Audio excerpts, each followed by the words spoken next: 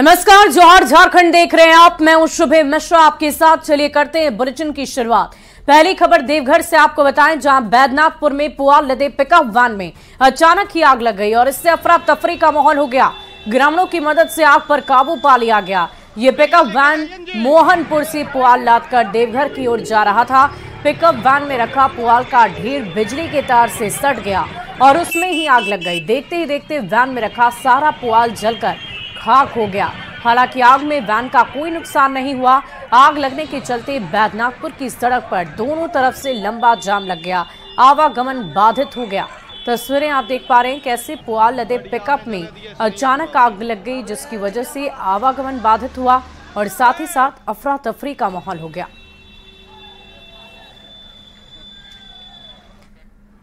अगली खबर धनबाद से आपको बताएं, जहां सिंह नेचुरल आउटसोर्सिंग कंपनी में वर्चस्व को लेकर सिंह मैंशन और रघुकुल समर्थकों के बीच भिड़ंत हो गई। इसमें सोनू यादव नामक युवक को गोली लग गई, उसे SNMMCH में एडमिट कर दिया गया। घायल युवक रघुकुल समर्थक बताया जा रहा है और इस घटने से पूरे इलाके में दहशत का माहौल है। चप्पे चप्पे पर पुलिस और सियासत जवानों की तैनाती कर दी गई है। पुटकी के गोपाली चक में स्थित सिंह नेचुरल आउटसोर्सिंग कंपनी में वर्चस्व को लेकर सिंह मैंशन और रघुकुल समर्थकों के बीच भिड़ंत हो गई थी।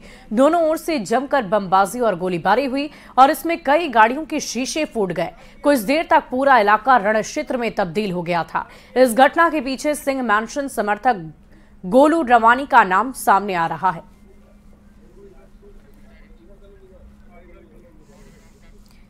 खबर पश्चिमी सिंहभूम के टोटो थाना क्षेत्र से, जहां नक्सलियों ने पुलिस मुखबिरी के शक में ग्रामीण चिकित्सक जीतीन लागोरी की गोली मारकर हत्या कर दी।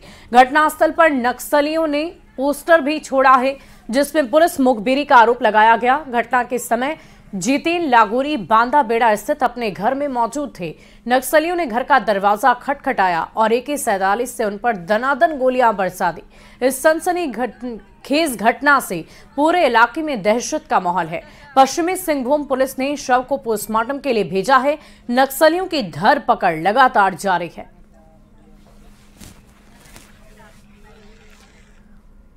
वहीं रामगढ़ के पतरातुत स्थित PVUNL में बहुत बड़ा हादसा हो गया। दरअसल PVUNL की RVPR कंपनी कैंपस में हाइड्रा के पलटने से बसंत ठाकुर नामक मजदूर की मौत हो गई।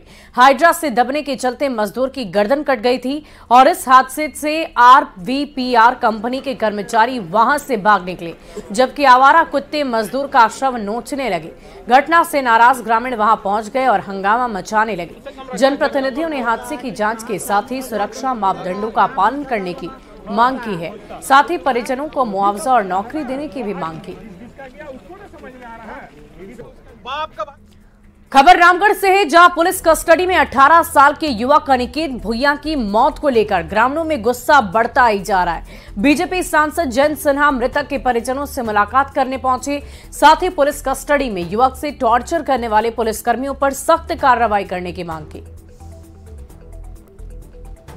जेल में कंबल फाड़कर बाथरूम में जाकर अपनी को फांसी दे दी। ये मुझे तो नहीं लगता है कि संभव है कि कोई 18 साल का लड़का जाकर बाथरूम में लटक कर अपनी फांसी अपने को खुद दे दे। ये इसमें तो कोई तर्क मुझे नहीं समझ में आता है और इसलिए ज़रूरी है। और हमने प्रशासन को कई बार कहा भी है और अभी हमने परिवार को भी पूरी तरीके से आश्वासन दिया है कि हम लोगों को न्याय मिलना बहुत जरूरी है इस विषय में। 4 दिन से मेरा भाई को पोस्टमार्टम रखा हुआ है सदर हॉस्पिटल में और हमको पता अभी तक हम लोग को कोई सुनवाई नहीं है। ना मांग हो रहा पूरा, ना हम लोग को कोई सुनवाई हो रहा। समझ नहीं आ रहा क्या कर रहे हैं। हम लोग का इंसाफ चाहिए, जो हम लोग का मांग वो भी पूरा चाहिए और इंसाफ भी चाहिए। खबर रामगढ़ से है, जहां थाना हाजत में दलित युवक की संदिग्ध परिस्थिति में मौत के 53 घंटे बाद परिजनों का प्रशासन से समझौता हुआ और इसी के तहत परिजनों को 15 लाख का मुआवजा, सरकारी आवास, 5 डिसमिल जमीन, राशन कार्ड और पेंशन देने की घोषणा की गई। रामगढ़ के सीओ की ओर से पत्र मिलते ही परिजनों ने मृतक का शव ले लिया। 21 फरवरी को चोरी के आरोप में अनिकेत को हिरासत में लिया गया था और 22 फरवरी को उसकी संदिग्ध परिस्थिति में मौत हो गई थी। परिजनों ने पुलिस पर युवक की हत्या करने का आरोप लगाया है। फिलहाल घटना की न्यायिक जांच चल रही है। अभी SP साहब हम लोग को 30,000 अंतिम संस्कार के लिए दिए हैं। बोला 2-4 दिन बाद परसों 5 तारीख को जो मेरा हम लोग को डिमांड था 5000 डिसमिल ज़मीन वो देने का बोले हैं, वो देंगे और घर बना के और जो कुछ पैसा और निकलेगा वो और देंगे। बॉन्ड पेमेंट्स में मार के दिए कागज। वहाँ से कितना पैसा मिलेगा? 15 लाख 10 लाख 15 लाख। अगली खबर गढ़वा से, जहां मंजरी गांव में 19 फरवरी को मिली नर कंकाल की गुत्थी पुलिस ने सुलझा ली है। ये नर कंकाल एक युवती का बताया जा रहा है जिसकी उसके प्रेमी ने रेप करके हत्या कर दी थी। हत्या के बाद शव को जंगल में छोड़ दिया गया था। इस मामले में आरोपी प्रेमी को गिरफ्तार कर लिया गया है। आरोपी पलामू के चैनपुर का रहने वाला है। दरअसल उसकी प्रेमिका उस पर शादी करने का दबाव बना रही थी और इसी से नाराज होकर उसने पत्थर से कुचलकर प्रेमिका की हत्या कर दी थी। अमृता कुमारी, उम्र 22 वर्ष, उसके रूप में उसके घर वालों ने की है। उसके कपड़े से और उसके जूते से उसकी शिनाख्त की गई है और इस घटना का उद्भेदन करने हेतु एक टीम का गठन किया गया जिसमें अनुमंडल पुलिस पदाधिकारी रंका का नेतृत्व में यह टीम बनी थी और थाना प्रभारी भंडरिया और भंडरिया के कुछ ऑफिसर्स उसमें शामिल थे। इनके द्वारा सही दिशा में अनुसंधान करते हुए और टेक्निकल इन्वेस्टिगेशन करते हुए इस कांड का मुख्य आरोपी प्रमोद चौरसिया उसको चैनपुर से गिरफ्तार किया गया। और बीजेपी ने एक बार फिर जेएसएसएससी पेपर लीक कांड की सीबीआई जांच की मांग कर दी है। बीजेपी प्रवक्ता प्रतुल शाहदेव ने आरोप लगाया कि सरकार घोटालेबाजों को बचाने की कोशिश कर रही है। वहीं कांग्रेस ने कहा है कि एसआईटी की जांच में पेपर लीक के सभी आरोपी पकड़े जाएंगे। संत भाई, को ये जांच दे दी जाए तो ये जो प्रश्न पत्र लीक घोटाला है इसके तार तो कई राज्यों से जुड़े हुए हैं, चेन्नई तक में छापे हुए, तो क्यों नहीं सरकार सीबीआई जांच की अनुशंसा कर रही है। और हमारा तो मानना ये भी है कि 20-22 दिन होने के बाद भी एसआईटी ने अब तक जेएससीसी के पूर्व chairman Neeraj Sinha examination controller से क्यों पूछताछ नहीं की है, क्यों सिर्फ छोटी मछलियों पर हाथ डाला जा रहा है। और जो ऑफिसर इसकी इंक्वायरी कर रहे हैं, ऐसा तो नहीं है कि वो ऑफिसर अभी सरकार बनी है तो बनाए गए हैं, वो पूर्व की सरकार में भी कहीं ना कहीं पे ऑफिसर रहे होंगे। वो लोग सब मिलकर इसकी जांच कर रहे हैं। पूरी उम्मीद है कि बेहतर जांच होगी और दूध का दूध पानी का पानी आएगा। बेवजह विपक्ष परेशान हो रहा है और काम करने नहीं दे रहा है। वहीं राजधानी रांची के पूर्व सांसद सुबोध कांत सहाय ने कहा है कि संजय सेठ का कद इतना बड़ा नहीं है कि वो उन्हें चुनौती दे सके। रांची में सहाय ने कहा कि रांची के निवासी उन्हें अपना भाई मानते हैं, उनका सम्मान करते हैं। वो चुनाव जीतकर कई बार मंत्री भी बने। इस बार भी पार्टी टिकट देगी, वो जरूर रांची की जनता के बीच जाएंगे। संजय सेठ जी कितना मजबूत है और कितना बड़ा है जो उनको चुनौती देना है। मैं यहाँ राजनीतिक आदमी आज तक नहीं बन पाया। यहाँ सुबोध भैया हूँ और यही हमारा पहचान है। 3-4 दशक से लोगों से रिश्ता है। एक दिन मैं चुनाव लड़ता हूँ पार्टी के सिंबल पे और 5 साल मैं कभी लुक बैक होकर के देखा नहीं कि किसने हमको वोट दिया, किसने नहीं दिया। रांची से हमारी जो पहचान रही, देश का गृह मंत्री रहा, जब भी चुनाव जीत के गया मंत्री बना, 3 बार चुनाव लोकसभा जीते, एक बार होम मिनिस्टर बने, 2 बार अभी आपने देखा इंडस्ट्री मिनिस्टर, फूड प्रोसेस रहे, टूरिज्म रहे, आईएनबी मिनिस्टर रहे। हम उस आईएनबी में थे जब दूरदर्शन था, अभी तो स्काई इज द लिमिट। तो इसलिए मुझे बहुत ज़्यादा चुनौती के दृष्टिकोण से नहीं है। मैं चुनाव हारने के बाद और जीतने के बाद जो हारा हुआ रहता है उसके यहाँ जाता हूँ पहली बार मिलने। और झारखंड की 2 राज्यसभा सीट पर 21 मार्च को वोटिंग होगी। दोनों सीट कांग्रेस सांसद धीरज साहू और समीर उरांव के रिटायर होने से खाली हो रही है। बीजेपी ने जल्द ही राज्यसभा उम्मीदवार के नाम का ऐलान करने की बात कह दी है। कौन क्या रहेगा इस पर तो पार्टी निर्णय लेती है। पार्टी के नेता, पार्टी का अपना व्यवस्था है जिसमें बैठ के सारी बातें होती है। तो जो निर्णय होगा उसके हिसाब से काम होगा। अभी आगे भी तो बहुत पहले है, समय आने दीजिए, क्या होता है हम लोग देखते हैं उसको। खबर सिमडेगा से है, जहां सभी थानेदारों के ट्रांसफर के बाद हर थाने में नए एसआई की पोस्टिंग की गई है। एसपी सौरभ ने बताया कि लोकसभा चुनाव को लेकर पुलिस की तैयारियां काफी तेज हो गई है। नक्सली और अपराधी की गतिविधियों पर नजर रखी जा रही है। साथ ही शांतिपूर्ण चुनाव कराने के लिए पुलिस ने अब कमर कस ली है। देखिए, ट्रांसफर एंड पोस्टिंग जो है वह विभाग में, किसी भी विभाग में लगातार होता है और यह सतत प्रक्रिया है। जो भी पदाधिकारी नए आ रहे हैं वो निश्चित रूप से कहीं ना कहीं अपनी सेवा दिए हैं और काफ़ी समय तक अपनी सेवा दिए हैं। निश्चित रूप से एरिया को जानने में थोड़ा समय लग सकता है, बट उनकी कैपेबिलिटी, जो उनकी ट्रेनिंग हुई है या जहाँ पर उन्होंने ड्यूटी की है, उसको देख करके मुझे लगता है कि उनकी पोस्टिंग भी की जा रही है और उसके आधार पर वो निश्चित रूप से अच्छा यहाँ पे काम करेंगे। हमें कोई भी परेशानी का सामना नहीं करना पड़ेगा। और अगली खबर रामगढ़ से, जहां भदानी नगर के मतकमा चौक से रांची के चुट्टू पालू के बीच 22.5 किलोमीटर 4 लेन रोड का निर्माण अटका हुआ है। गतिरोध दूर करने के लिए ग्रामीण कार्य विभाग के मुख्य अभियंता उमेश कुमार घटनास्थल पर पहुंचे। दरअसल 100 करोड़ की लागत से इस सड़क का निर्माण कई महीने से बंद पड़ा है। कुछ ग्रामीणों ने मुआवजे की मांग को लेकर निर्माण कार्य रोक दिया है। मुख्य अभियंता ने ग्रामीणों को जल्द मुआवजा देने के साथ ही 1-2 दिनों के अंदर फिर से सड़क का कंस्ट्रक्शन शुरू करने का निर्देश दिया। संवेदक द्वारा बताया गया है कि बहुत सारी जगह में ग्रामीणों द्वारा काम रोका गया है, तो एक रिक्वेस्ट की गई है कि वो काम जो है उसको ग्रामीणों से भी रिक्वेस्ट है कि सबका पैसा जो है वो डीएलओ के माध्यम से उनको भुगतान होगा और डीएलओ जितना भी पैसा मांगेंगे वो हमारे पास में इसका प्रोविजन किया हुआ है, हम लोग वो पैसा प्रोविजन करेंगे। और राजधानी रांची के जेएससीए ग्राउंड में दूसरे ही दिन का खेल खत्म होने के बाद इंग्लिश फैंस बेहद उत्साहित नजर आए, जबकि भारतीय समर्थकों में थोड़ी मायूसी दिखी। इंग्लैंड से मैच देखने आए कई दर्शकों ने इंग्लैंड टीम के प्रदर्शन पर खुशी जताई। वहीं भारतीय खेल प्रेमियों ने तीसरे दिन के खेल में टीम इंडिया से रनों की बरसात की उम्मीद जताई। अधिक जानकारी दे रहे हैं न्यूज 18 संवाददाता संजय सिन्हा। चौथे टेस्ट का दूसरा दिन खत्म हो चुका है, लेकिन आज के खेल से इंग्लैंड ने अपने खेल से काफी प्रभावित किया है और जो इंग्लिश समर्थक आज आए थे मैदान में वो भी आज काफी खुश होंगे। Excellent day. I think England are well on top, and with a wicket getting worse, I think it's going to be an England win. What you will say? I'll agree with my husband. Yeah, yeah, no, it's been a good day. It's just went a bit flat at the end for England, but all to play for. देख रहे हैं कि English समर्थक काफी खुश है कि आज के मैच से इंग्लैंड ने जिस तरीके से वापसी की अपनी गेंदबाजी के जरिए। क्या कहेंगे, मैच किधर जा रहा है?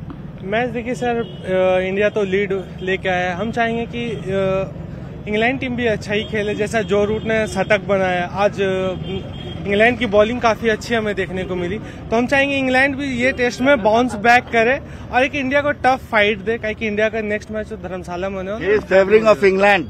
He's backing England. Yes, Excellent. Hit to Dharmasala. Decide with Dharmasala. But series win India. यहाँ तो देख रहे हैं कि लोग टीम इंडिया को ओके नाइस। इंडिया अभी तो ठीक ही चल रही है। कुलदीप यादव ने जैसा अभी संभाल रखा है, अच्छे से बैटिंग वो कर रहे हैं और सब कुछ ठीक रहेगा। और कल सिराज एकदम फोड़ेगा। कल सिराज एकदम 6 विकेट से ज्यादा लेगा कल सिराज। और आकाशदीप क्या करेगा? कल भारत जो है ना उनके सारे विकेट उतार देगा और फिर इंडिया कल लीड लेकर के और अच्छे रन से जीतेगा। एज ए क्रिकेटर क्या देखा, क्या समझा? सर बहुत कुछ देखने को और सीखने को मिला। फर्स्टली तो हम लोगों को लगा था कि आज इंडिया बहुत टफ कॉम्पिटिट देगा इंग्लैंड को, बट ऐसा हुआ नहीं। तो हम भी ऐसा विश करते हैं कि आगे और भी टफ कॉम्पिटिशन। इंग्लैंड के गेंदबाजों ने अच्छी गेंदबाजी की, बहुत अच्छा किया। इंग्लैंड से इंडिया भी बहुत अच्छा किया, मेरे को बहुत अच्छा लगा और आगे भी बहुत अच्छा करेगा। मेरे को लग रहा है इंडिया जीतेगा। अगर वापसी करनी है तो गेंदबाजी के साथ साथ बल्लेबाजी भी अच्छी करनी होगी। कैमरामैन संजीत तिवारी के साथ संजय कुमार सिन्हा, न्यूज 18 रांची। और प्रधानमंत्री नरेंद्र मोदी 1 मार्च को धनबाद को हर्ल कारखाने का तोहफा देंगे। साथ ही वो जनसभा को भी संबोधित करेंगे। पीएम के दौरे को लेकर बीजेपी कार्यकर्ताओं में गजब का उत्साह है। धनबाद के बीजेपी दफ्तर में कार्यकर्ताओं की बैठक हुई और इसी के बाद बीजेपी नेता और कार्यकर्ताओं ने बरवा अड्डा के एयरपोर्ट का भी जायजा लिया। यहीं पर पीएम नरेंद्र मोदी जनसभा को संबोधित करेंगे। केवल झारखंड के लिए नहीं, पूरे देश के विकास में एक नई गति प्रदान करेगी। तो इस प्रकार की विकास की योजनाओं के उद्घाटन के दृष्टि से और भगवान रामलला के प्राण प्रतिष्ठा के बाद यहाँ उनका आगमन, दोनों दृष्टि से ये कार्यक्रम बड़ा महत्वपूर्ण और भव्य होने वाला है। भारतीय जनता पार्टी को कहा जाता है कि ये संगठन अब एक चुनाव लड़ने वाली मशीन की तरह है। 365 दिन 24 घंटा हमारे कार्यकर्ता हर प्रकार की चुनाव और चुनौती का सामना करने के लिए तैयार रहते हैं। वहीं सरायकेला को सीएम चंपाई सोरेन ने 317 करोड़ की 204 योजनाओं का तोहफा दिया। साथ ही 11,000 लाभुकों के बीच 34 करोड़ रुपए की परिसंपत्ति का वितरण किया है। इस मौके पर उन्होंने अपनी ही सरकार की उपलब्धियां गिनवाई। साथ ही विपक्षी दलों पर सरकार को अस्थिर करने का आरोप लगाया। अपने संबोधन में मुख्यमंत्री ने यह दावा किया कि सरायकेला जल्द ही नए रंग रूप में नजर आएगा। इसके लिए सरायकेला में जल्द ही छऊ अकादमी की शुरुआत होगी। साथ ही धार्मिक स्थलों को भी सजाया संवारा जाएगा। केंद्रीय एजेंसी भी हम अलग नहीं है, केंद्रीय एजेंसी को हम सम्मान करते हैं, लेकिन भेदभाव मत करो, नहीं तो यहाँ के जनता सवाल उठाएगा।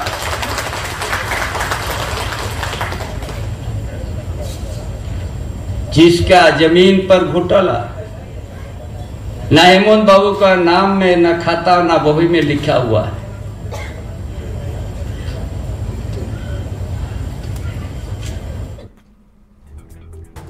वहीं झारखंड सीआईडी के लिए पहली बार स्वान के 8 बच्चों को अडॉप्ट किया गया है। इनकी ट्रेनिंग सीआईएसएफ की एकमात्र वर्ल्ड क्लास ट्रेनिंग सेंटर में कराई जा रही है।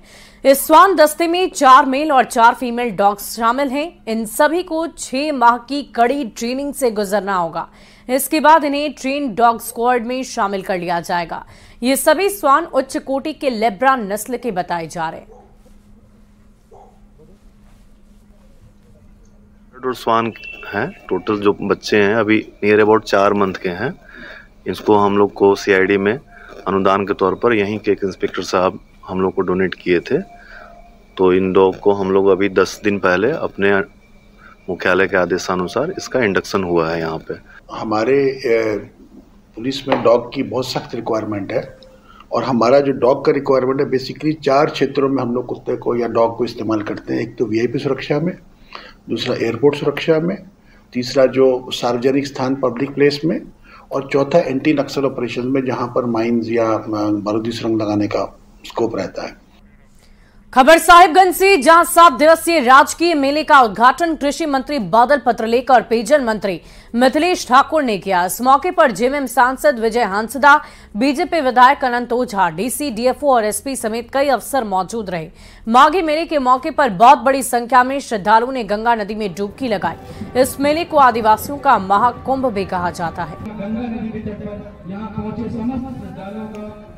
मां गंगा का विरल प्रवाह राजमहल शहरवासियों को, राजमहल प्रखंड वासियों को मिला है। और आदि काल से लगने वाला यह मेला, जिसमें सफा होड़ हमारे गुरु बाबा, विदिन समाज के बाबा, सब लोग आ करके अपने अपने भक्त मंडली के साथ नेम निष्ठा के साथ यहाँ आते हैं, लोक कल्याण का आशीर्वाद देते हैं।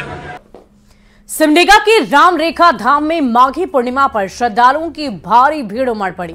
इसमें झारखंड के साथ साथ उड़ीसा और छत्तीसगढ़ के श्रद्धालु पहुंचे। पवित्र धनुष कुंड में स्नान के बाद भक्तों ने राम रेखा गुफा में दर्शन किए और इसके साथ ही रंगों के त्योहार की शुरुआत कर दी गई।